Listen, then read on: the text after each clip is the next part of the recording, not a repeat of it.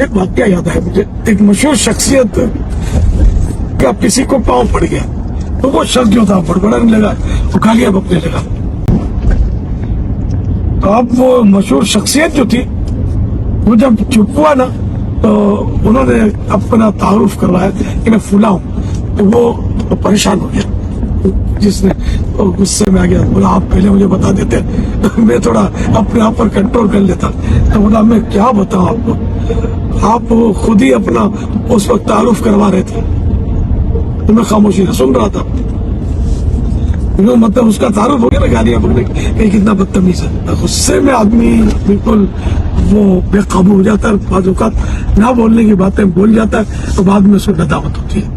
ویسے غصے پر کنٹرول کرنا چاہیے، اور گالیاں بکنا، آپ کسی کا پاؤں لگ گیا بے خیالی میں تو اس پر حکم شرعی کیا لگے گا؟ ایک بات ہے، گناہگار تو نہیں کہیں گے، پتہ نہیں کوئی راستے میں پاؤں لگ گیا تو در گزر سے آدمی کام دے.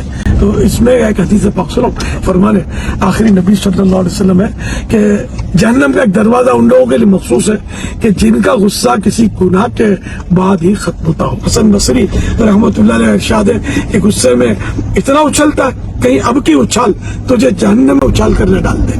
اللہ پاک سے ہم جہنم کے عذاب سے پناہ مانگتے ہیں، غصے کی تباہ کاریوں سے پناہ مانگتے ہیں. اے اللہ پاک، مکہ پاک کی پاکیزہ فضاؤں کے صدقے میں ہمیں بے جا غصے سے